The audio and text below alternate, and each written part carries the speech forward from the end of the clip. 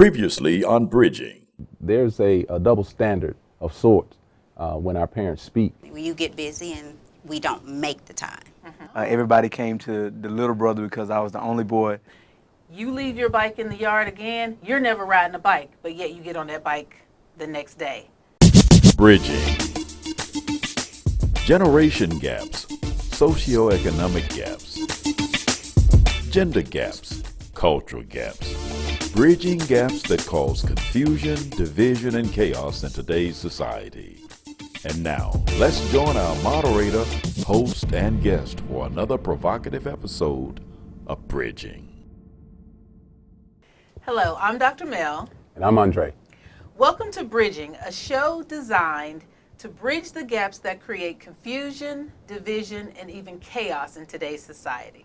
On this show and future shows, we will discuss issues around gender, culture, religion, race, finances, just pretty much life. Absolutely. So the basis of all of these are relationships and family.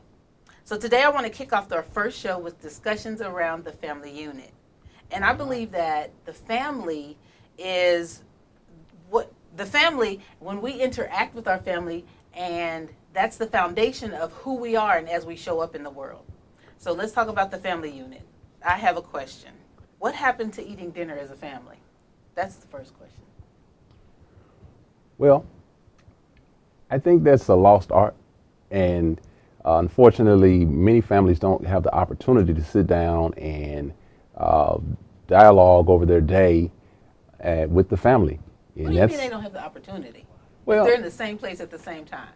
Well, in the world that we live in today, there are a lot of parents that work multiple jobs, and so it's very difficult for them, and even with the children attending school and having various activities that they may be engaged with after school, it's just difficult for the family a lot of times to come together as a unit and to sit down and discuss their day and some of the things that they've experienced. I can see that because as you talked, I thought about all the activities that my kids have been in, football, baseball, basketball, violin, and we're sometimes eating in the car. Do you experience that? Well, I'm past that, Okay. but we did. My son, too, was in a variety of things, and rarely were we able to really sit down. Growing up, I was able to have a little bit of both worlds because my grandparents, they did, but their schedules were the same. They ran a business, so they were home. We were all home at the same time, and we ate dinner. So, but that wasn't the case in my family structure, and it was because the world happened. You get busy, and we don't make the time. So do you think it's important to have family dinners? How important is that? I think it's very important to the extent of also thinking of the dinner table as a physical place, but also just thinking of it as a time that you have that same conversation. I know growing up that we had a dinner table in the kitchen, but our dinner table was the living room. And so we still had that family conversation in the living room, watching TV, but also communicating with each other. And so I think that sometimes we get caught up in the physical place instead of the actual characteristics of what dinner talks are about. And so for my family, I know that we did a lot of talks in the living room. And so our dinner table, and those talks were very important. After a long day, if I experienced some stress with homework, and I just wanted to, confide in my mom and my dad, I'm like, look, I'm tired of school. Do we have to go to school? And so the living room was just more of a comfortable place for us. So, I think what he just said is valuable because we define things, words, and if it doesn't happen as this definition says it should, then we don't see the value in it. But like he said, it doesn't have to happen at the dinner table as long as it's happening and you're taking the value from that experience. So just dinner as a family, not at the dinner table per se. Right. What were some of those conversations around the table that you found to be valuable? some of the ones that I found to be very valuable, my dad always asks us, what went on in the day, how did you approach your decision? One big thing that was in our household was decision making. And so, what good did you choose today?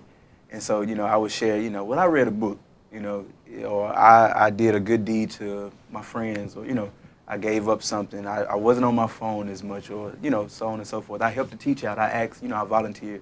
And so just getting a chance to share with my parents the good deed or the good choices that we made. And also being honest and saying, today I didn't do too well, Yeah. And so, charge it to my head and not my heart, but today wasn't a good day for me. And so just having that open room and that open floor to be able to share that with them. That's good. That's good. He said that his father would ask him, what choices did you make today? Let's talk about the family structure, because it was your mom, your dad. Do you have any siblings? I have 2 older sisters. I'm the baby. Oh, so we're going to talk about that. Okay, so what do you think a family structure should look like? Well, traditionally, I think a family structure looks like the dad, mom coming together and having, if they choose to have children, you have the children in the family, and even live animals, pets, can consist of the family in a traditional sense. But we, again, talking about tradition, that's not always the case in today's time. But I would, that's what I would say the family typically looks like. Right. As for me in my house, it's mom, dad, and The children and pets. I do agree. I think God, that we have to put God first, Absolutely. and then dad for sure, mom, and then children in that structure. Okay. What is the role of the dad? There's many households that don't have a dad. In fact, 70% of African American children are born into a single family household. And so that sometimes means there's no dad. So what is a father's role, do you believe, in the family structure? Well, I think the father's role is first and foremost a provider of safety, making sure that families' basic needs are met as far as food, shelter, clothing, things of that nature. And also the father's to set the example as the co-leader. I'll go on a limb to say I think the father as well as the mother, they serve as the leadership of the household, and they share that, they share that role. And so the dad has to be willing to understand his role as well as be able to compromise some of that role to his wife, his spouse, and so his life partner to lead that household. Okay. What is your Lead, provide, protect, and anything in between. Because we get so caught up, kind of like the dinner table, but I do think it should be that level of respect and the household seeing dad, this man, as the head, and that takes some special people, a special wife, and balance, to create balance, because we are created different. Yeah. So you were talking about roles, but we're going to take a break and we're going to talk about the children's role in the house and how much voice or how much leeway do you give to a child and their role in the house. We'll be right back. Sometimes we can do things that exclude others. You're still talking to your friend? It's complicated. I think he went back in. We gotta go get him. Welcome to Jumanji! Even the smallest words and actions can have a big effect on someone. You have the skills. Because of you, someone's entire day, their year, or their life can change. Remember, the future is in your hands. Visit becauseofyou.org to learn more. Totally, let's do it.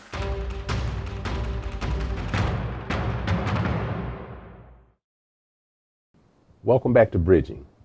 I'm Andre, and of course, our lovely host, Dr. Mel.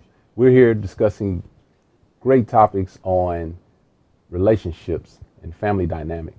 We'd like to just take a moment to introduce our special guest that we have in our studio on this morning, Tammy and Victor.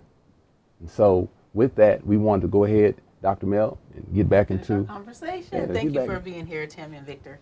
Okay, so we left off with describing the husband's role in the family. So my perception of the husband is being a house bander. He bands the house together. So we defer to him for the things that we are going to do in the house. But there's a vision set by the house band or by the husband, and write the vision, make it plain, and they'll run with it. We're the runners.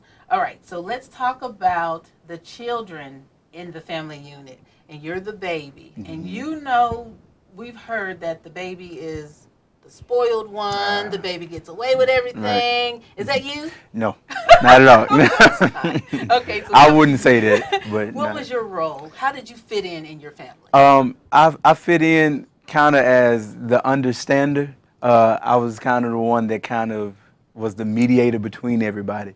Everybody came to the little brother because I was the only boy, but also I was, daddy's boy, but I was also mama's boy.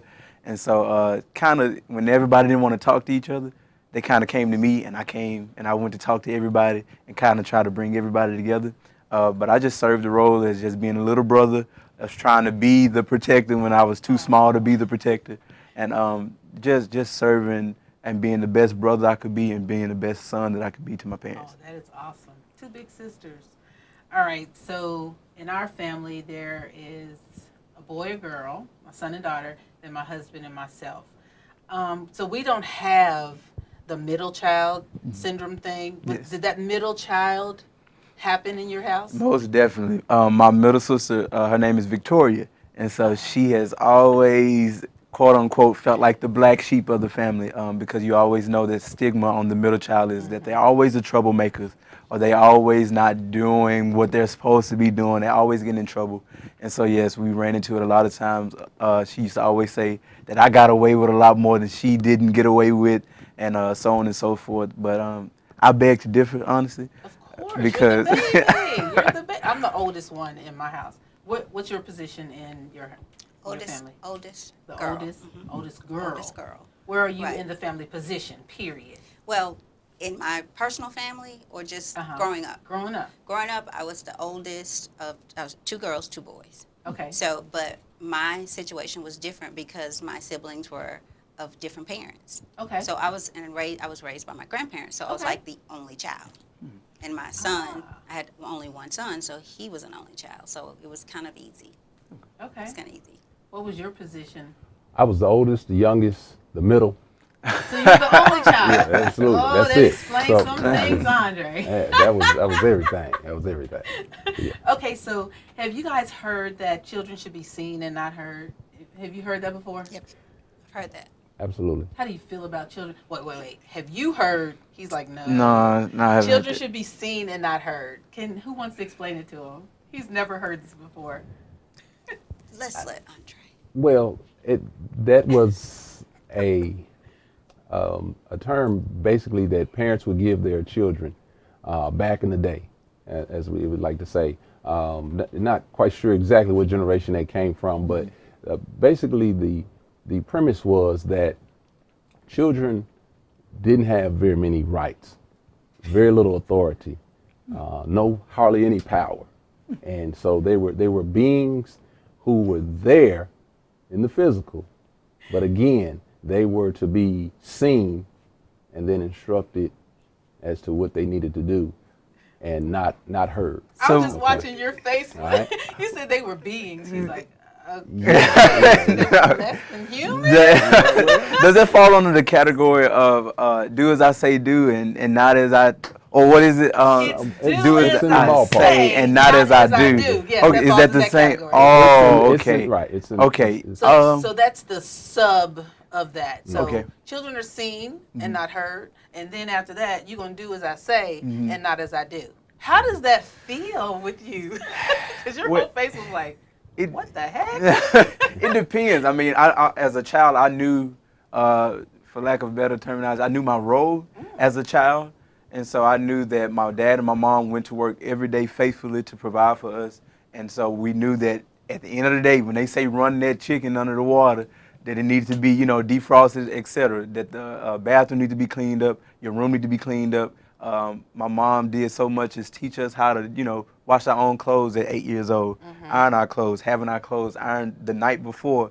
And so they instructed us of how to do certain things as children to assist them as parents. And so That is good. That is so good because parents complain about what their kids do and don't do. Well, my kids don't wash clothes, but he said he's been washing clothes since he was 8 because they started that early. early Right. on, And they led us to it. They led by example, and they showed us instead of saying, "Do this." They sat down and said, "Okay, you plug the iron up. You know, you lay your clothes out on the iron board. That's You good. spread it out. If it's a shirt, you lay it long ways, and you go up. You starch, etc." But what if you made a mistake?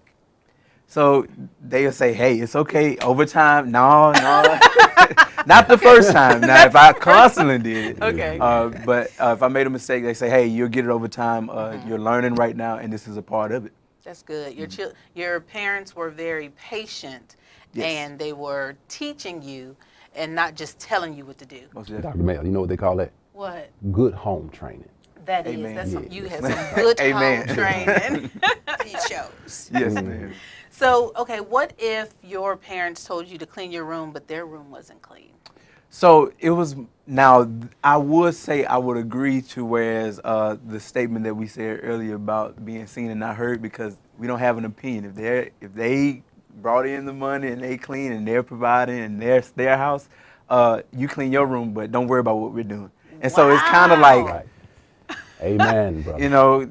kind of double-sided, in a Uh-huh. sense. But it was like, hey, But it was okay. it was okay. I mean, we ain't had no choice. You had to live with it.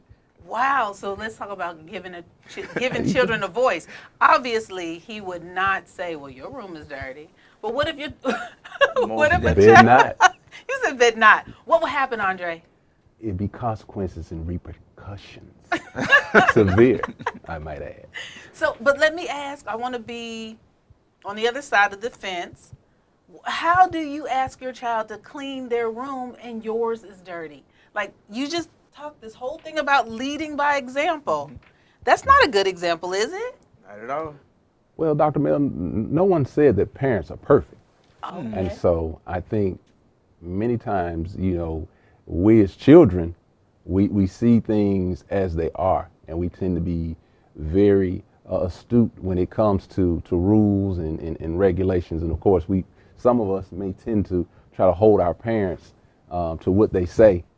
But there is, as Victor mentioned, there's a double standard of sorts when our parents speak.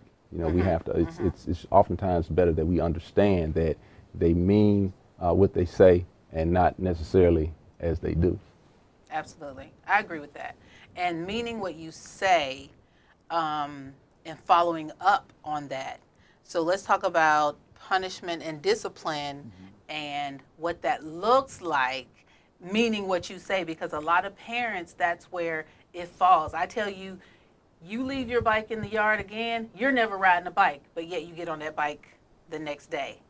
I have not set a good example of meaning what I say. So we'll be right back to talk about discipline and punishment and what that looks like in the family union. Sometimes we can do things that exclude others. You're still talking to your friends. It's complicated. I think he went back in. We gotta go get him. Welcome to Jumanji. Even the smallest words and actions can have a big effect on someone. You have the skills. Because of you, someone's entire day, their year, or their life can change. Remember, the future is in your hands. Visit becauseofyou.org to learn more. Totally, let's do it.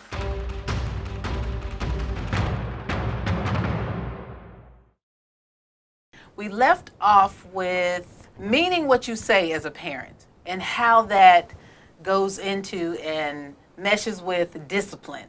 So your parents, they sound like they were pretty firm, fair, and consistent. Most definitely. So they laid a foundation and being clear what their expectations were. So you clearly said that you understood your role as the child in the family.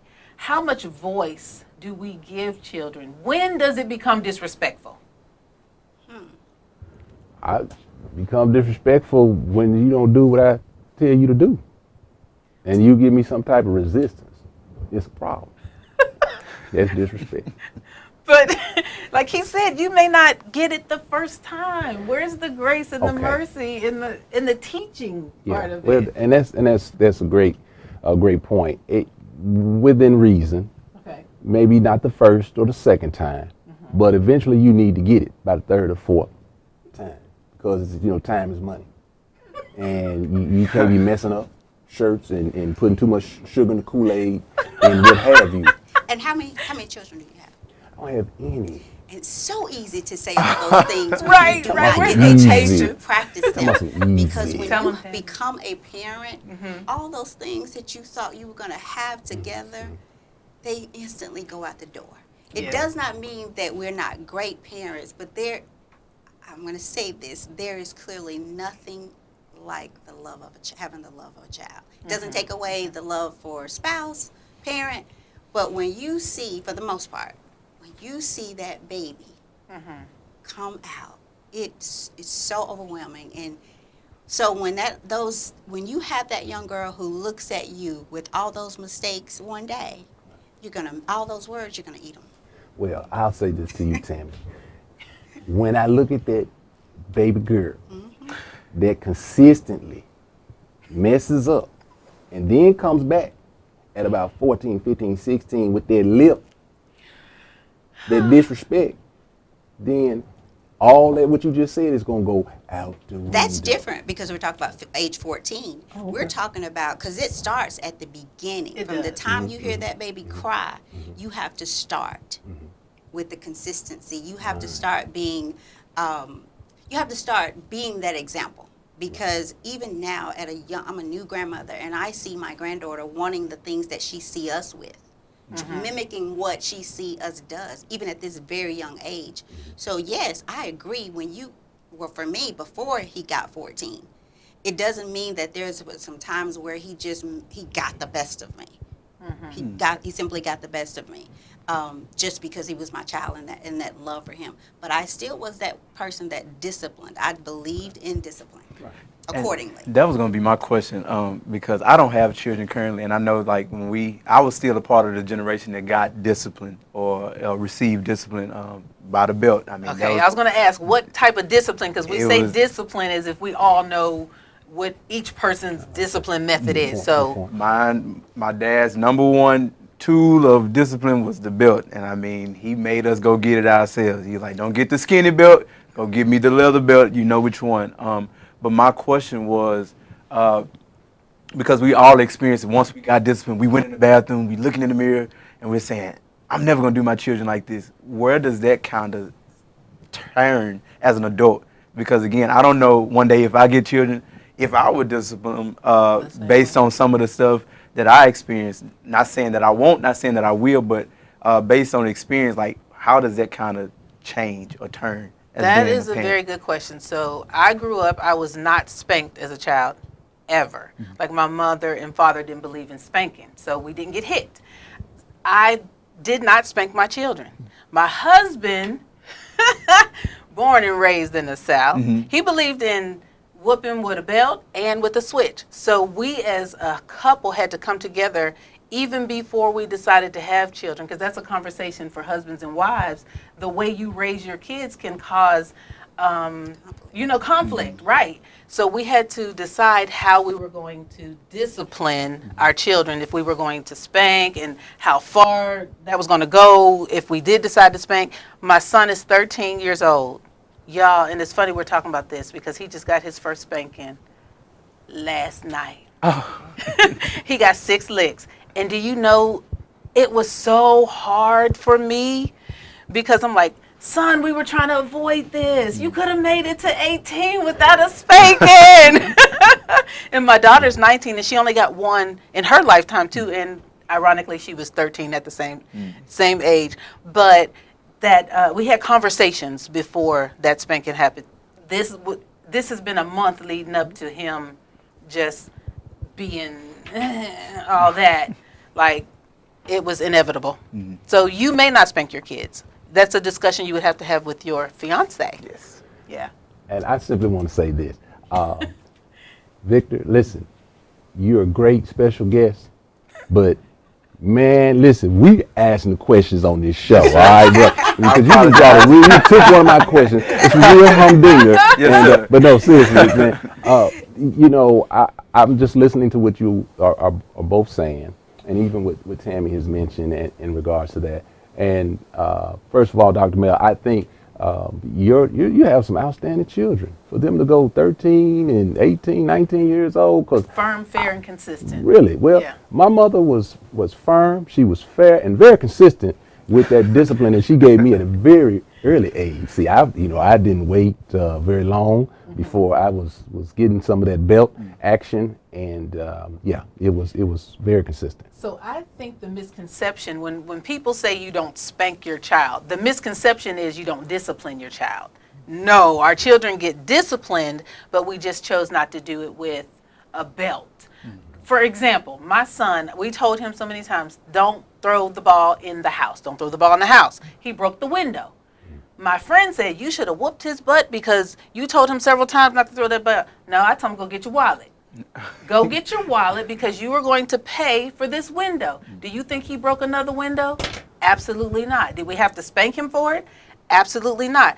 If he had gotten spanked, he may not have broken another window. But the consequence was he was going to pay for what he did. And I think that sets him up as an adult. When you do something that is not proper, you have to pay for it. Ain't nobody spanking you as grown people. I also think how you pay for it depends on the individual child, because a family can have 2 or 3 kids where one has to get plenty of spankings and another, just the sound of her dad's or her mom's voice raising would break her heart or his heart. So I think it really depends individually on the children, Absolutely. even down to being the baby of the family. Yes. We have this preconception that all babies are spoiled. It doesn't. Right. Does not have to be. Right. Or the middle child is the one that is rebellious or gets the bad deal. Not always the case. Husband and wife being on one accord on Absolutely. discipline in general, because my mom didn't want to whoop us. She always spared us, if I should say. She always begged my dad, or she asked my dad, please don't whoop him, give him another chance. My dad like, hey, I've given them too many opportunities, Right. and so this is the time they need this, so that we won't be spoiled in a sense. Right. That leads us into a whole nother conversation about balance within the family, but I know we are probably out of time. So if we could ask that you guys come back for another session. Absolutely. Sure. Are you free for another session? Yes. Good. So when we come back in our next episode, we want to talk about balance within the family. Okay? Do you have any parting words, my dear Andre? We hope that you join us on our following episodes and even on our social media sites.